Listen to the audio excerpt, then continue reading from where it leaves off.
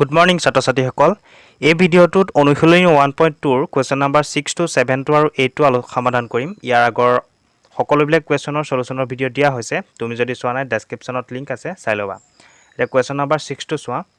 7 * 11 * 13 + 13 আৰু এই সংখ্যা দুটা কিয় যৌগিক সংখ্যা হেতু ব্যাখ্যা কৰিবলৈ কৈছে।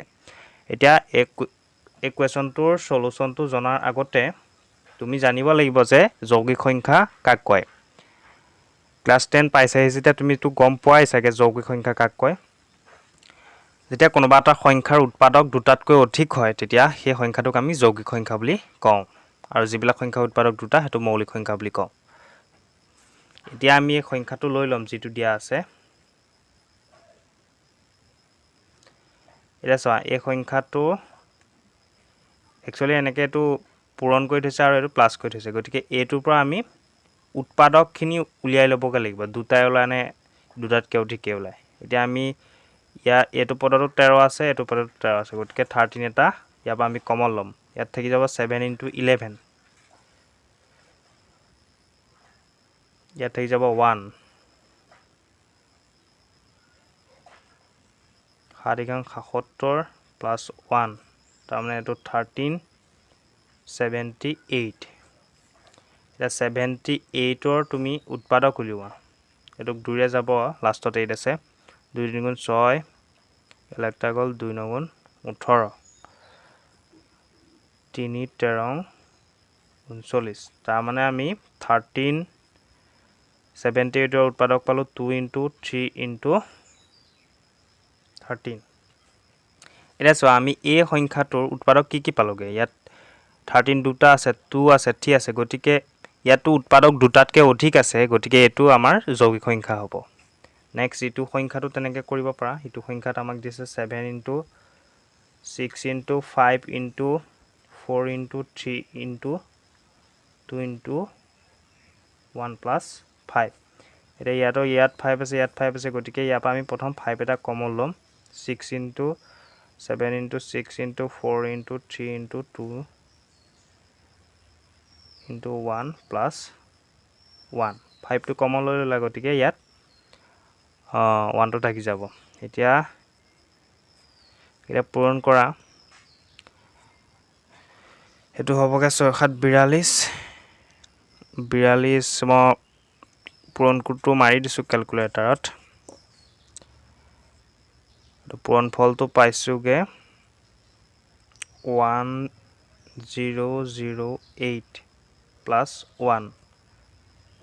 সো এটো হ'বগে আমাৰ এনসাৰটো। এইবোৰ ইকুৱেল চিন দিব পাৰা বাৰু। 51009।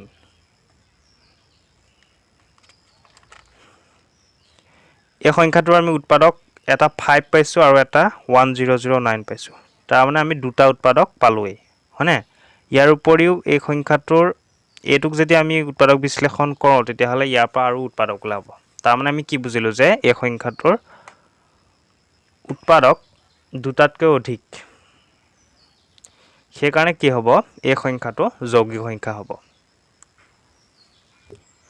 আৰু কোৱেশ্চনটোৰ শেষত এনেধৰণে লিখি দিবা দুইটা সংখ্যা যৌগিক কিয়নো সিহঁতৰ দুটাতকৈ অধিক উৎপাদক আছে। নেক্সট কোৱেশ্চনটো চোৱা। কোৱেশ্চন নম্বৰ 7 আছে এখন খেলপথাৰৰ চাৰিপিনে এটা বৃত্তাকাৰ পথ। খেলপথাৰখন গাড়ীৰে এবাৰ ঘূৰিবলৈ সানিয়াৰ 18 মিনিট লাগে, য'ত একেটা ঘূৰণতে ৰবিৰ লাগে 12 মিনিট। ধৰা তেওঁলোকে একেটা বিন্দুতে একে সময়তে আৰু একেটা দিশত যাত্ৰা আৰম্ভ কৰে। কিমান মিনিটৰ পিছত তেওঁলোক আকৌ আৰম্ভণিৰ বিন্দুটোত লগ লাগিব। এটা সানিয়া নামৰ এজনী ছোৱালী আছে। ছোৱালীজনী 18 মিনিট লাগে। ছোৱালীজনী এনেও ডেফিনেটলি দেৰি লাগিবই আৰু ৰবিৰ 12 মিনিট লাগে। এখন খেলপথাৰ আছে, খেলপথাৰখনত এনেকৈ ঘূৰণীয়া। বুজি পাইছে না? ফিল হৈছে নে কোৱেশ্চনটো?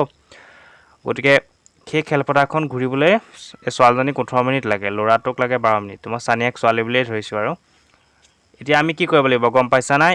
এই 18 আৰু 12 ৰ লসাগু উলিয়াব লাগিব। যেটো লসাগু হয় সেইটোৱে আমাৰ এই কোৱেশ্চনটোৰ সলিউশন হ'ব। কিমান মিনিটৰ পিছত তেওঁলোক আকৌ আৰম্ভণিৰ বিন্দুটোত লগ লাগিব হেতু সুধিছে। যদি তেওঁলোকে একেটা দিশতে একে সময়তে যাত্ৰা আৰম্ভ কৰে। এতিয়া আমি লসাগু উলিয়াম চাবা। প্ৰথমতে কথাকিটা লিখি ললেও লিখিব পাৰা যে খেলপথাৰখনত এপাক ঘূৰিবলৈ চানিয়া লাগে 18 মিনিট আৰু ৰবিৰ লাগে 12 মিনিট। তেনেকৈ লিখি ল'লেও লিখিব পাৰা। মই ডাইৰেক্ট এনচাৰটো কৰি দিছোঁ। 18 2 × 18 3 × 3 = 9 12 হ'ব 2 × 6 = 12 2 × 3 = 6। গতিকে 18 আমি উৎপাদককেইটা পাইছোঁ 2 × 3 × 3 আমি 12 পালোঁ 2 × 2 × 3। ইয়াত এতিয়া এইটো মিলি আছে আৰু এইটো মিলি আছে। ইয়াত লসাগু হ'ব এই মিলি থকা 2 দুটাৰ পৰা এটা 2 আহিলে, এই দুটাৰ পৰা এটা 3 আহিলে, বাকী ইয়াত যিমান আছে সিমান পূৰণ হৈ যাব। 2 × 6 2 × 6 36। এতেকে এনেধৰণে লিখি দিবা 36 মিনিটৰ পিছত সিহঁত দুটা আৰম্ভণি বিন্দুত লগ লাগিব। বুজি পাইছা নিশ্চয়? নেক্সট কুৱেশ্যনটো আছে এটা ৰেজিমেণ্টত থকা সৈনিকবোৰক 15 20 আৰু বা 25 জনকৈ লৈ কিছুমান শাৰীত থিয় কৰাব পাৰি। ৰেজিমেণ্টটোত আমি কমেও কিমানজন সৈনিক আছে? ৰেজিমেণ্টটোত অতি কমেও কিমানজন সৈনিক আছে সেইটো সুধিছে। এতিয়া এইটো কুৱেশ্যনৰ কাৰণে তুমি 15 20 আৰু 25ৰ লসাগু উলিয়াব লাগিব। আগৰটোৰ সৈতে একেই। গতিকে মই ডাইৰেক্ট কৰিছোঁ, কথাবিলাক ইমান লিখি নাথাকোঁ আৰু 15 20 যদি উলিয়াওঁ কিমান হ'ব 2 × 20 2 × 5 = 10 25ৰ হ'ব 5 5 5 × 25। এতিয়া লিখি লোৱা ধুনীয়াকৈ।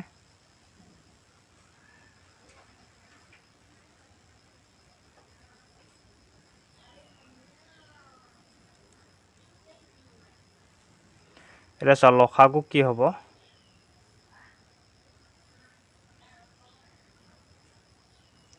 এইটো আমাৰ 5টো কমন আছে। ইয়াত এতিয়া 3 লোৱা 2 × 2 লোৱা 5 লোৱা। এই 5 মিলি থকা কমন থকাকেইটাৰ পৰা এটা আহিব। তাৰপিছত এইটো পূৰণ কৰি চোৱা।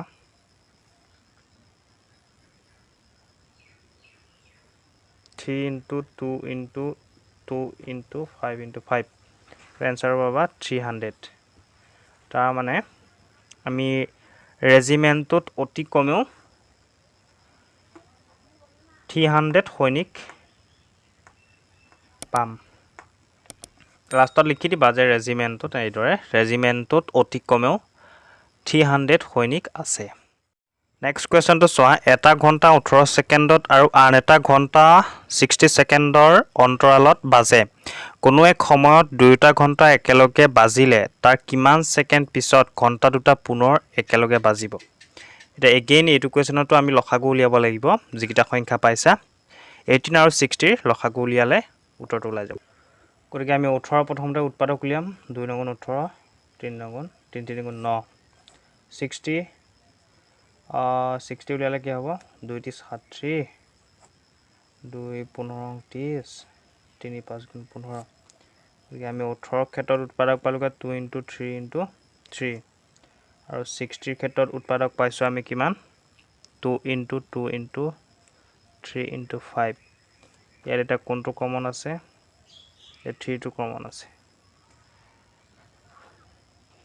আৰু 2টো কমন আছে। আমাৰ লসাগু কি হ'ব?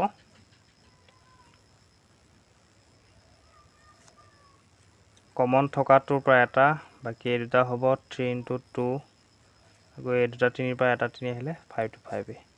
এইখিনি পূৰণ কৰিলে পাবা 2 × 3 × 2 × 3 × 5 ইকুৱেল টু মাৰি দিছোঁ মই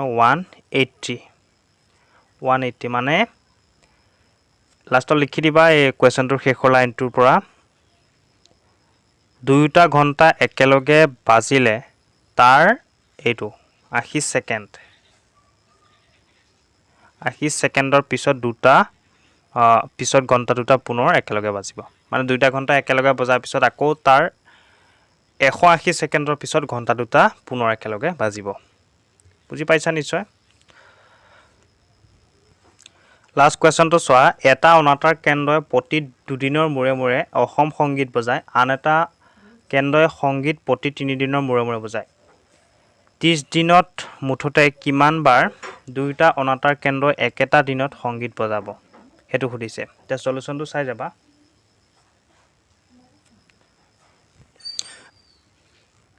সলিউশনটো চাই যোৱা। প্ৰথমটো অনাতাঁৰ কেন্দ্ৰই অসম সংগীত বজায় 2 দিনৰ মূৰে মূৰে, দ্বিতীয়টো অনাতাঁৰ কেন্দ্ৰই অসম সংগীত বজায় 3 দিনৰ মূৰে মূৰে।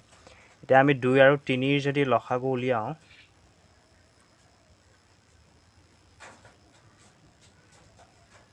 তেতিয়া এই দুটা যেহেতু মৌলিক সংখ্যা, গতিকে ইহঁতৰ লসাগু হ'ব 6।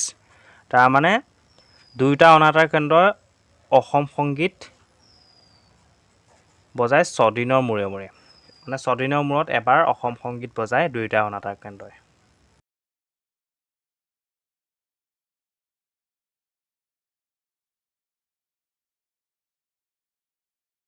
এতিয়া 2টা অনাতাঁৰ কেন্দ্ৰই অসম সংগীত বজায় 6 দিনৰ মূৰে মূৰে। এতিয়া 6 দিনত এবাৰ সংগীতটো বজায়, গতিকে 12 দিনত কেইবাৰ বজাব? 2বাৰ।